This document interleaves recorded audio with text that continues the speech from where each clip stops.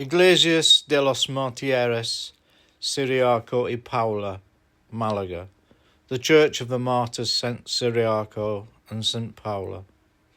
This church, so unassuming in its outward appearance, is so utterly beautiful inside, with walls of icing and gingerbread, and floors wet with reflection, polished perhaps by genuflection, dedicated to Cyriaco and Paula, the patron saints of Malaga, who rather than deny their faith were tied to trees and stoned to death on the banks of the Guadalquivir River.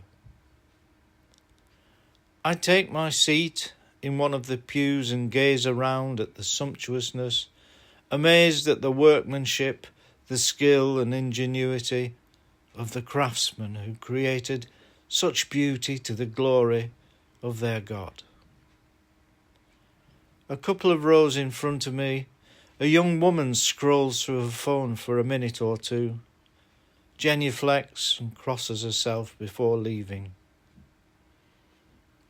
Her icons are calling, which gives me pause to reflect on the various Madonnas that surround me, the Beyoncés and Lady Gagas of their day, dressed by the best to impress.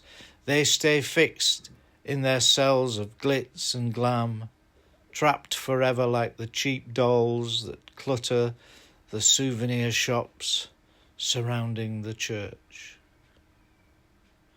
These celebrities of centuries past are just as inaccessible as those today, kept from us by a screen, relics encased in their reliquaries and admired by those who could only dream of such wealth and renown.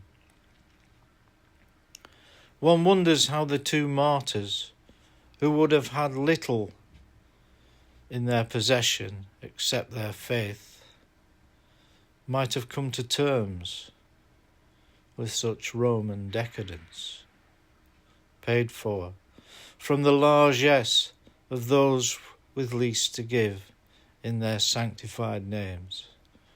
What tarnishes this bling of glorious excess for me is that amid this concentration of undoubted splendour and accumulated wealth, I find myself once again dismayed at the shabbiness of electric candles switched on for 20 cents a prayer.